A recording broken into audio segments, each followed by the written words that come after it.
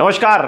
UP में mafia और बाहुबली कई सारे हुए, लेकिन एक कुख्यात माफिया ऐसा भी हुआ जिसे यूपी उत्तराखंड का डॉन कहा गया। इस डॉन का नाम था सुनील राठी। यह वही सुनील राठी है जिस पर एक अन्य कुख्यात अपराधी मुन्ना बजरंगी को जेल के अंदर गोलियों से भून देने का आरोप है। सुनील अगर किसी जेल में 90 दिन रह जाए तो फिर 91 दिन से वहां उसकी हुकूमत चलने लगती है। लगता तो यह है कि किसी फिल्म का डायलॉग है, पर हकीकत है यह स्टेटमेंट है गैंगस्टर सुनील राठी का। डायलॉग की तरह राठी के पश्चिमी यूपी और उत्तराखंड का डॉन बनने के पीछे की कहानी भी किसी फिल्मी से कम नहीं है। बात है 90 के दशक की पश्चिमी यूपी का बागपत जिला खेती किसानी के लिए जाना जाता था, साथ ही कुख्यात हो रहा था अपराधियों के लिए। अपराधियों की राजनीतिक खेमेबाजी से गैंगवार की घटनाएं बढ़ने लगी थी। ऐसे ही माहौल में टिकरी के चेयरमैन बने सुनील राठी के पिता नरेश राठी इलाके के बड़े किसान और राजनीतिक शख्सियत थे।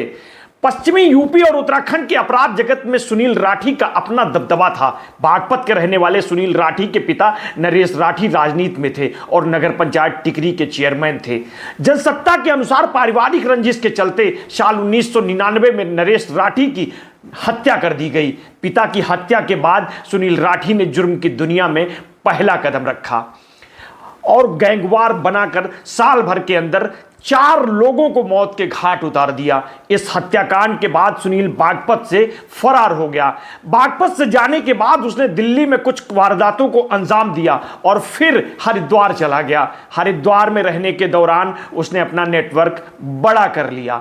जहां एक तरफ प्रशासनिक अमला 2 राज्यों के अलग अलग होने से व्यस्त था, वहीं दूसरी तरफ सुनील राठी गैंग के काम को चारों तरफ फैलाने में व्यस्त रहा। लेकिन 2000 में उसे हत्या के मामले में गिरफ्तार कर लिया गया। जेल जाने के बाद सुनील राठी की नजर अब जमीन और रंगदारी की ओर बढ़ने लगी थी। जेल में बैठे बैठे ही गुर्गों की मदद से उसने कई सारी जमीनों पर कब्जा कर लिया। सुनील एक बार फिर सुर्खियों में आया जब साल था 2011 का। रुड़की जेल में जेलर की हत्या का उस पर आरोप लगा। सुनील राठी जब से गिरफ्तार हुआ तब से केवल उसकी जेलें बदली गई, पर वो थोड़ा भी नहीं बदला। वो खुद कभी जेल से बाहर नहीं आया, लेकिन उसकी मां टिकरी से चेयरमैन भी रह चुकी हैं। इसके अलावा वो अपने रसूख के दम पर मां राजबाला को छपरौली विधानसभा से चुनाव भी लड़ा चुका है। सुनील की मां राजबाला वह परिवार के अन्य लोगों पर भी दिल्ली, मेरठ, बागपत और हरिद्वार में हत्या की साजिश, रंगदारी, अपहरण समेत कई मामले में केस दर्ज हैं। हालांकि उसकी मां भी 2017 में एक बार गिरफ्तार भी हुई थी, जब सुनील जेल के अंदर से ही रुड़की के मशहूर डॉक्टर एनडी अरोड़ा से 50 लाख की रंगदारी मांगी थी। इस मामले में राठी ने डॉक्टर से कहा था कि वो इन पैसों को उसकी मां तक पहुंचा दे।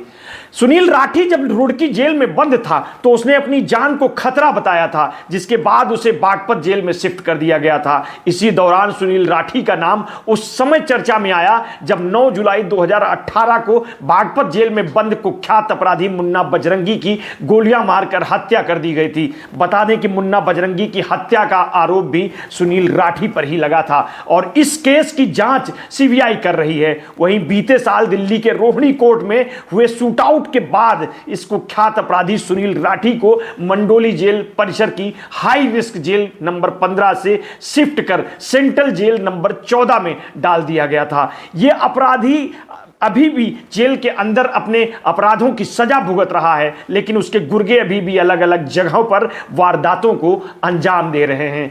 सूत्रों के मुताबिक गैंगस्टर सुनील राठी से संजीव जीवा की पुरानी अदावत चली आ रही थी। यह पुरानी दुश्मनी मुन्ना बजरंगी के करीबी होने के चलते चली आ रही थी। डी न्यूज की खबर के माने तो संजीव का हत्यारा सुनील राठी गैंग के संपर्क में था। मुन्ना बजरंगी की हत्या के बाद से ही दोनों के बीच अदावत चरम पर पहुंच चुकी थी। पश्चिमी यूपी में सुनील राठी और संजीव जीवा गैंग में वर्चस्व की जंग शुरू हो गई थी। संजीव जीवा शूटआउट के आरोपी विजय यादव के सुनील राठी गैंग के संपर्क में आने की जानकारी सामने आ रही थी।